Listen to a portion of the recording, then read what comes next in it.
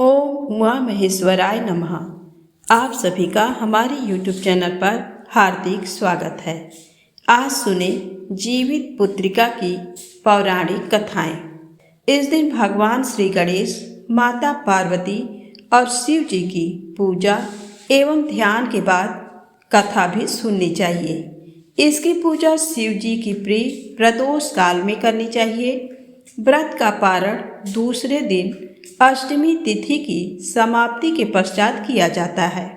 तो आइए सुनते हैं जीवित पुत्रिका व्रत की 5 पौराणिक कथाएं।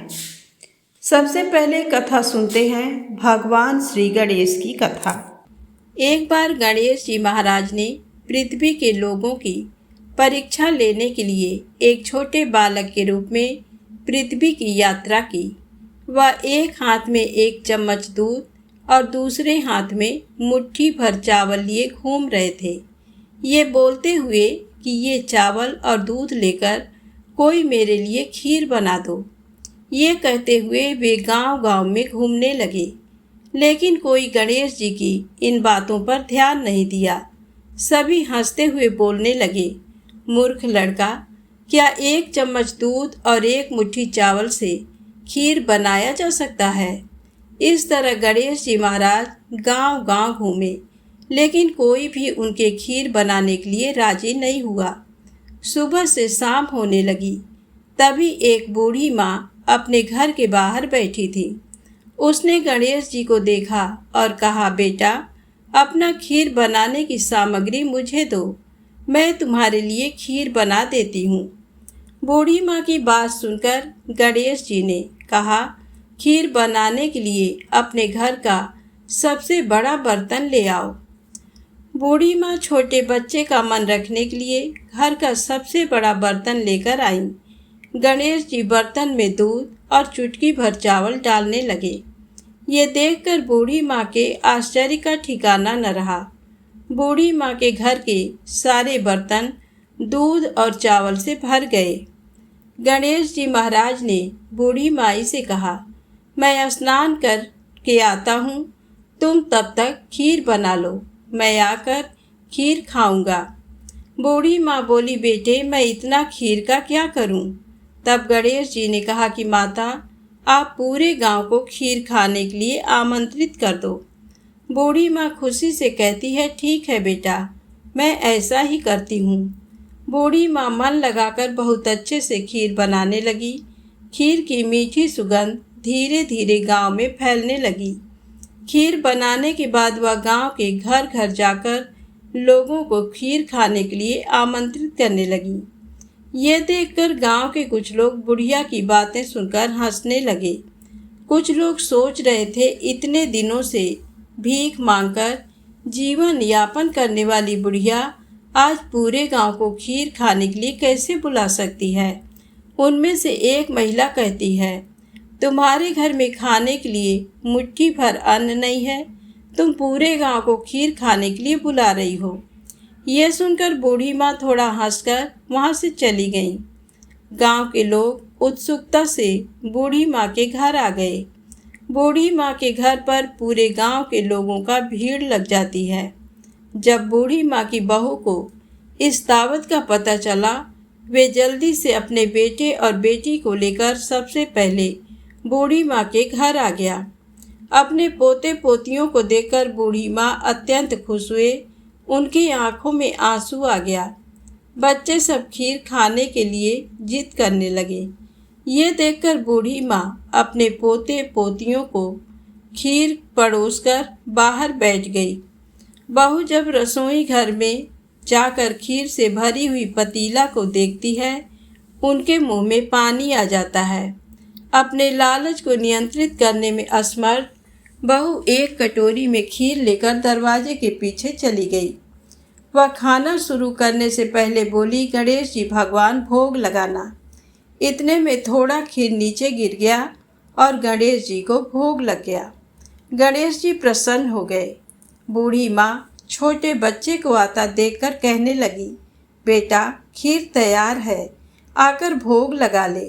गणेश जी ने कहा, तेरी बहू जब मेरा नाम लेकर भोग लगाया तभी मेरा पेट भर गया था। मैं तो तृप्त हो गया हूँ।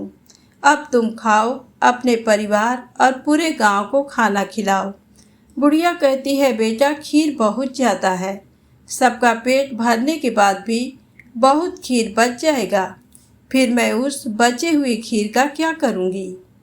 तब माँ, बचा हुआ खीर तुम अपने घर के चारों कोनों में रख देना, गणेश जी ने कहा। ये कहकर गणेश जी महाराज अंतर ध्यान हो गए। जब सारा गांव भर पेट खीर खा चुका होता है, तब भी बहुत सी खीर बची रहती है।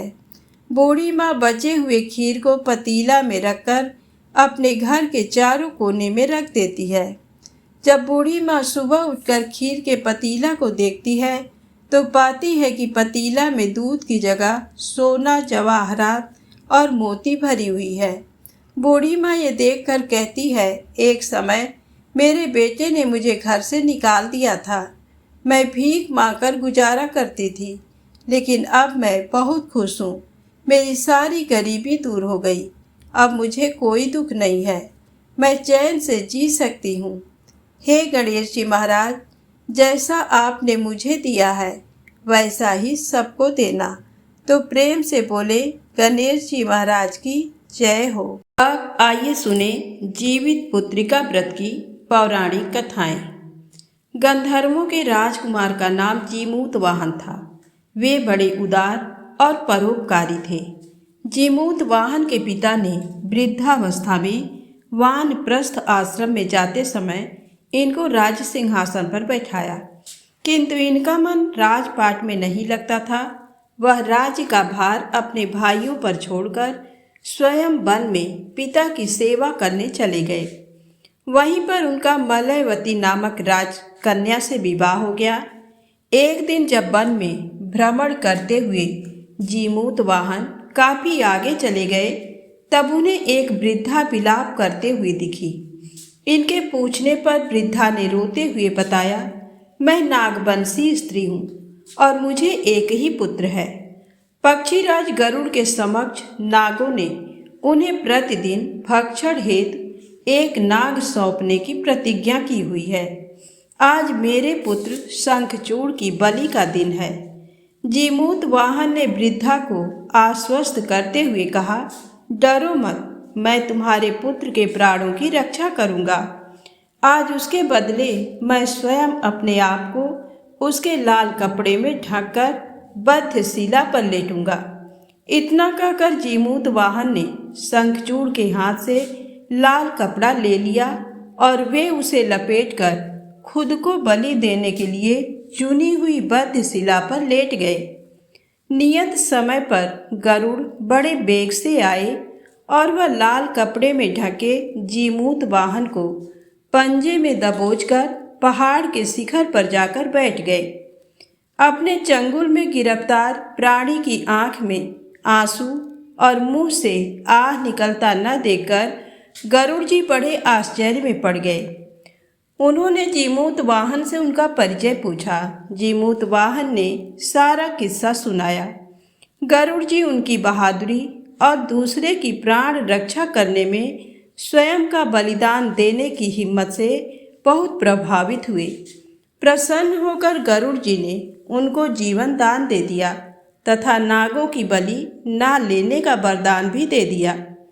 इस प्रकार जीमूत वाहन के अदम्य साहस से नाग जाति की रक्षा हुई और तभी से पुत्र की सुरक्षा हेतु जीमूत वाहन की पूजा की प्रथा शुरू हो गई। आश्विन कृष्ण अष्टमी के प्रदोष काल में पुत्रवती महिलाएं जीमूत वाहन की पूजा करती हैं। कैलाश पर्वत पर भगवान शंकर माता पार्वती को कथा सुनाते हुए कहते हैं कि आश्विन कृष्ण अष्टमी के दिन उपवास रखकर जो स्त्रियां प्रदोष काल में जीमूत वाहन की पूजा करते हैं तथा कथा सुनने के बाद आचार्य को दक्षिणा देती हैं, वह पुत्रों का पूर्ण सुख प्राप्त करती हैं। का पारण दूसरे दिन अष्टमी तिथि की समाप्ति के पश्चात किया जाता है। ये व्रत अपने नाम के अनुरूप फल देने वाला है। तो प्रेम से बोले, जीमूत वाहन भगवान की जय हो। अब आइए सुने जीवित पुत्री का दूसरी व्रत कथा। नर्मदा नदी के पास एक कंचनवटी नाम का नगर था। वहाँ का राजा का नाम मलय केतु था। उसी नर्मदा नदी के पास बालूहटा नाम की मरुभूमि थी, जिसमें एक विशाल पेड़ पर चील रहती थी और उसी पेड़ के नीचे एक सियारिन भी रहती थी। चील और सियारिन दोनों ही पक्की सहेलियां थीं। कुछ महिलाओं को जीतिया व्रत करते देख चील और सियारिन ने भी ये व्रत करने का संकल्प लिया और दोनों ही भगवान श्री जीमूत वाहन की पूजा और व्रत करने का प्रण ले लिया। जिस दिन दोनों को व्रत रखना था, ठीक उसी दिन शहर के एक बड़े व्यापारी की मृत्यु हो गई और उनका दाह संस्कार वहीं मरुस्थल पर हुआ। मुर्दा देखकर सियारिन को भूख लगने लगी और वह खुद को रोक नहीं पाई, जिसके कारण उसका व्रत टूट गया। परंतु चील ने खुद पर संयम रखा और पूरी श्रद्धा और नियम से अपना व्रत पूरा किया और अगले दिन व्रत का पारण भी किया। उसके बाद अगले जन्म में दोनों सहेलियों ने पुत्री के रूप में एक ब्राह्मण परिवार में जन्म लिया। उनके पिता का नाम था भास्कर। चील बड़ी बहन और सियारिन छोटी बहन बनी। बड़ी बहन का नाम शीलवती रखा गया और उसकी शादी बुद्धिसेन के साथ हो गई। छोटी बहन का नाम कपूरावती रखा गया और उसकी शादी उस शहर के राजा मलय केतु से हुई और छोटी बहन कपूरावती कंचनवटी नगर की रानी बन गई। अब भगवान जीमूत वाहन के आशीर्वाद से बड़ी बहन शीलवती को 7 पुत्र प्राप्त हुए, लेकिन कपूरावती के बच्चे जन्म लेते ही खत्म हो जाते थे। कुछ सालों बाद शीलवती के 7 पुत्र बड़े हो गए और राजा के दरबार में काम करने लगे। उन्हें देखकर कपूरावती के मन में ईर्ष्या और जलन की भावना उत्पन्न होने लग गई। उस ईर्ष्या की भावना में कपूरावती ने राजा से कहकर शीलवती के 7 बेटों के सर कटवा दिए। फिर उन 7 सिरों को एक बर्तन में डालकर ढक दिया गया और शीलवती के पास भिजवा दिया गया। ये सब देख भगवान जीमूत वाहन ने मिट्टी की सहायता से 7 भाइयों के सर बनाए और सभी सिरों को धड़ से जोड़कर उन पर अमृत छिड़क दिया, जिसके कारण वे 7 भाई फिर से जिंदा हो गए और घर लौट आए। रानी ने जो कटे सर भिजवाए थे वे सभी फूल बन गए। कपूरावती समाचार पाने को बहुत व्याकुल थी, लेकिन जब उसे इस बात का पता चला तो वह अपने बड़ी बहन के घर गई और वहां सबको जिंदा देखकर आश्चर्य में पड़ गई और वहीं बेहोश हो गई। जब कपूरावती होश में आई तो उसने अपने बड़ी बहन से ये सारी बात बताई और अपनी गलती का पछतावा किया। भगवान जीमूत वाहन की कृपा से बड़ी बहन को पूर्व जन्म की सारी बात याद आ गई और वह अपनी छोटी बहन को उसी पेड़ के नीचे लाकर पूर्व जन्म की सारी बातें सुनाई, जिसे सुनकर कपूरावती फिर बेहोश हो गई और वहीं मर गई। तब राजा इस बात की जब उनको सूचना मिली तो उन्होंने उसी जगह पर पेड़ के नीचे कपूरावती का दाह संस्कार कर दिया। तो प्रेम से बोले जीमूत वाहन भगवान की जय हो, शंकर भगवान माँ गौरी की जय हो। अब आइए सुने जीवित पुत्रिका व्रत की तीसरी पौराणिक कथा। 2 बहनें थीं, एक का नाम था सुखिया और दूसरी का नाम था दुखिया। दोनों का भाग्य उनके नाम जैसा ही था। दुखिया गरीब थी और बहुत दुखी रहती थी। सुखिया अमीर थी और हमेशा सुखी रहती थी। दोनों एक ही गांव में रहती थी।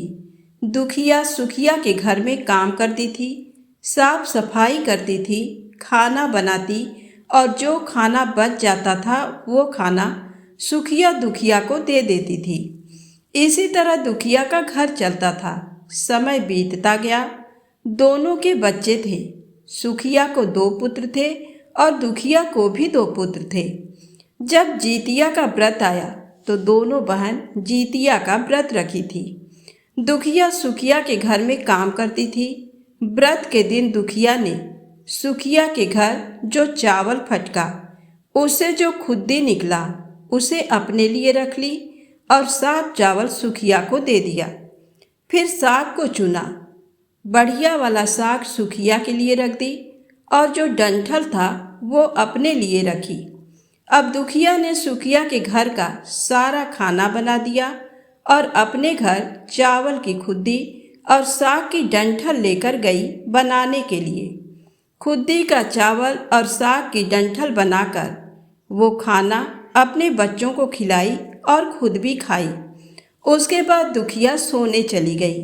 आधी रात में एक बूढ़ी औरत उसके घर पर आकर दरवाज़ा खटखटाती हैं तो दुखिया पूछती है कौन है। तब बूढ़ी बोलती हैं बेटा हम हैं। दुखिया ने उठकर फाटक खोला और पूछती है अम्मा आपको क्या चाहिए, इतनी रात में आप यहाँ किस लिए आई हो। बूढ़ी बोलती हैं बेटा मुझे बहुत भूख लगी है, कुछ खाने को दे दो। दुखिया उसे घर के अंदर ले आती है और कहती है हम लोग बहुत गरीब हैं, आज मैंने खुद्दी का चावल और साग का डंठल बनाया है, क्या आप उसे खाएंगी। तो बूढ़ी कहती है हाँ बेटा क्यों नहीं खाएंगे, हमें बहुत भूख लगी है। खाना परोसकर सुखिया सोने चली जाती है तो बूढ़ी कहती हैं मैं घर नहीं जा सकती, मुझे दिखाई नहीं देता। तो सुखिया कहती है कोई बात नहीं, आप यहीं सो जाओ। थोड़ी देर बाद बूढ़ी फिर बोलती है कि मुझे दीर्घ शंका लगी है, कहाँ करूँ।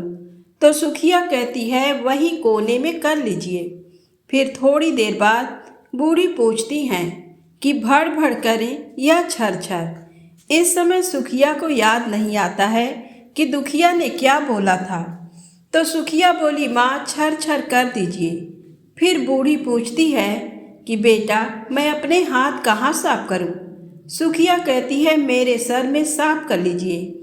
बूढ़ी अपना हाथ सुखिया के सर में साफ कर लेती हैं। जब सुखिया सुबह उठती है तो उसका पूरा घर गंदगी से भरा पड़ा होता है और उसके बाल में भी बहुत गंदगी लगी होती है। ये सब देखकर सुखिया बहुत दुखी हो जाती है और उसे बहुत गुस्सा भी आता है। वह अपनी बहन दुखिया को बुलाती है और उससे गुस्सा करती है कि तुमने हमसे झूठ कहा और मेरा पूरा घर गंदा करवा दिया। तो दुखिया पूछती है कि तुमने क्या कहा था, भड़ भड़ या छर छर। तो सुखिया कहती है मैं तो छर छर बोली। तो दुखिया कहती है यहीं पर तो तुमने गलती करी और तुम्हारे पास तो सब कुछ था, किसी भी चीज़ की कमी नहीं थी, फिर भी तुमने लालच किया। मेरे पास तो कुछ भी नहीं था, तुम्हारे पास तो सब कुछ था। तुम्हारे घर जीमूत वाहन भेष बदल कर आए, लेकिन फिर भी तुमने उन्हें अच्छा खाना नहीं परोसा। मेरे पास तो कुछ भी नहीं था, इसलिए मैंने उन्हें खुद्दी का चावल और साग का डंठल परोसा था। तुमने अपने घर आए भगवान का अपमान किया। सब कुछ रहते हुए भी तुमने साग और भात खिलाया। तुम्हारे पास सब कुछ होते हुए भी तुम्हें लालच नहीं करना चाहिए, इसलिए तुम्हारे साथ बुरा हुआ। तो प्रेम से बोले जीमूत वाहन भगवान की जय हो, शंकर भगवान की जय हो। अब आइए सुने जीवित पुत्रिका व्रत की चौथी कहानी। महाभारत के युद्ध में जब अश्वत्थामा अपने पिता की मृत्यु से बहुत दुखी थे और अपने पिता की मृत्यु का बदला लेना चाहते थे, जिसके कारण वह पांडवों के शिविर में घुस गए। शिविर में उस समय 5 लोग सो रहे थे, जिसके कारण अश्वत्थामा ने उनको पांडव समझकर खत्म कर दिया। ये माना गया है कि सभी पुत्र द्रौपदी के 5 पुत्र थे, जिसके बाद अर्जुन ने अश्वत्थामा को बंदी बना लिया और उनकी दिव्य मणि भी छीन ली, जिसके कारण अश्वत्थामा ने क्रोध में आकर अभिमन्यु की पत्नी के गर्भ में पल रहे शिशु को भी ब्रह्मास्त्र के जरिए मार डाला। जिसके बाद भगवान श्री कृष्ण ने अपने सारे पुण्य का फल उत्तरा की अजन्मी संतान और गर्भ में पल रहे शिशु को पुनः जीवित किया। श्री कृष्ण की कृपा से इस पुत्र का नाम जीवित पुत्रिका नाम दिया गया। तब से लेकर आज तक संतान की लंबी उम्र के लिए और उनकी मंगल कामना के लिए हर साल माताएं जीतिया व्रत या जीवित पुत्रिका व्रत रखती हैं और परंपरा के साथ उन्हें पूरा भी करती हैं। तो प्रेम से बोलें, जीमूत वाहन भगवान की जय हो, शंकर भगवान माँ गौरी की जय हो। अब आइए सुने जीवित पुत्रिका व्रत की 5वीं कथा। अब आइए सुने जीवित पुत्रिका व्रत की 5वीं कहानी। 2 बहनें थीं जिनका नाम था चूलिया और सियरिया। चूलिया बहुत मेहनती थी और गरीब भी थी। वह मजदूरी करके अपने बच्चों को पालती थी, लेकिन सियरिया गलत आचरण वाली थी, जो हमेशा मौज और ऐश करती थी और चूलिया से जलती भी थी। हर वक्त सियरिया ये सोचती थी कि चूलिया इतना खुश कैसे रहती है। चूलिया की हंसी खुशी सियरिया से सहन नहीं हो पाती थी, जिसके कारण सियरिया चूलिया के संतानों को सताने के कई प्रयास कर चुकी थी और कई बार चूलिया के बच्चों को खत्म करने की कोशिश भी कर चुकी थी। किंतु चूलिया के तपस्या और व्रत के कारण उसके बच्चे हमेशा सुरक्षित बच जाया करते थे। एक दिन सियरिया चूलिया के सभी बच्चों को लेकर जंगल में लकड़ी चुनने के लिए लेकर गई। वहां जंगल में लकड़ी को चुनते चुनते बच्चे थक गए और थोड़ी देर के लिए सो गए। बच्चों को सोते देख सियरिया ने सभी बच्चों का सिर काट दिया और टोकरी में रखकर वापस घर आ गई और चूलिया को वह टोकरी भेंट में दे दी और कहा, दीदी, मैं जंगल से आपके लिए नारियल लाई हूँ, बच्चों को खिला देना। चूलिया ने उस टोकरी को उठाकर देखा नहीं और किनारे में रख दिया और अपने बच्चों की प्रतीक्षा करने लग गई। जब शाम से रात हो गई और बच्चे वापस नहीं आए तो वह बहुत परेशान हो गई। बड़े ही करुण स्वर में जोर जोर से रोने लग गई। करुणा भरी स्वर को शंकर भगवान माता पार्वती जी सुन रहे थे और ये स्वर सुनकर माता पार्वती जी से रहा नहीं गया और उन्होंने महादेव से कहा कि हे प्रभु, कोई दुखियारी बहुत रो रही है, उसके रोने में बहुत दर्द छुपा हुआ है, मुझसे बर्दाश्त नहीं हो पा रहा, हमें चलकर देखना चाहिए कि कौन रो रहा है और क्यों रो रहा है। तब इस बात पर महादेव जी ने कहा कि ये मृत्यु लोक है और यहाँ पर ये सारी साधारण सी बात है, लेकिन माता पार्वती के हठ के कारण महादेव उनके सामने झुक गए और चूलिया के पास जाकर उसके रोने का कारण पूछने लगे। महादेव जी के पूछने पर चूलिया ने अपने रोने का कारण विस्तार से बता दिया। शंकर जी ने जब ध्यान लगाया तो उन्होंने चूलिया के बच्चों को जंगल में मृत पाया, जिसके बाद शंकर जी पार्वती जी के अनुरोध पर बच्चों को पुनर्जीवित कर दिए। बच्चे नींद से उठकर मौसी को ढूंढ रहे थे, किंतु मौसी वहां नहीं थी। बच्चे डरकर घर आ गए और मौसी के सारे कार्य माँ के सामने बता दिए। ये सब सुनकर चूलिया सियरिया के पास जाकर लड़ने लगी कि तुम मेरे बच्चों को जंगल में क्यों अकेला छोड़ आई। दोनों बहनों में लड़ाई शुरू हो गई और ये लड़ाई 7 दिन 7 रात तक चलती रही, किंतु इस लड़ाई का कोई हल नहीं निकला। जिसके बाद दोनों ने उस जंगल में एक तपस्वी को घटना सुनाई। घटना को सुनने के बाद तपस्वी ने दोनों को आदेश दिया कि तुम दोनों जाकर पास में खेल रहे बच्चों को बाल से पकड़कर घसीटते हुए मेरे पास लेकर आ जाओ, उसके बाद मैं निर्णय करूँगा। चूलिया बच्चों की माँ थी, उससे बच्चों की पीड़ा देखी न जा सकी। उसने महात्मा के वचनों का पालन नहीं किया, लेकिन सियरिया दौड़ती हुई गई और खेलते हुए बच्चों को बाल से पकड़कर खींचकर ले आई। जिसके बाद तपस्वी ने सियरिया को ये श्राप दिया कि हर जन्म में इसी प्रकार तू सदैव जलती रहेगी और दुखी होती रहेगी। जो महिला किसी बच्चे की पीड़ा और माँ की ममता को नहीं जानती, जीवन भर धरती पर दुख भोगने के अलावा और कुछ नहीं कर पाएगी। तो प्रेम से बोले, जीमूत वाहन भगवान की जय हो, भगवान शिव माता गौरी की जय हो, गणेश जी महाराज की जय हो। यदि आपको कथा अच्छी लगे तो प्लीज़ लाइक शेयर सब्सक्राइब अवश्य करें। जय माता दी, जय भोलेनाथ।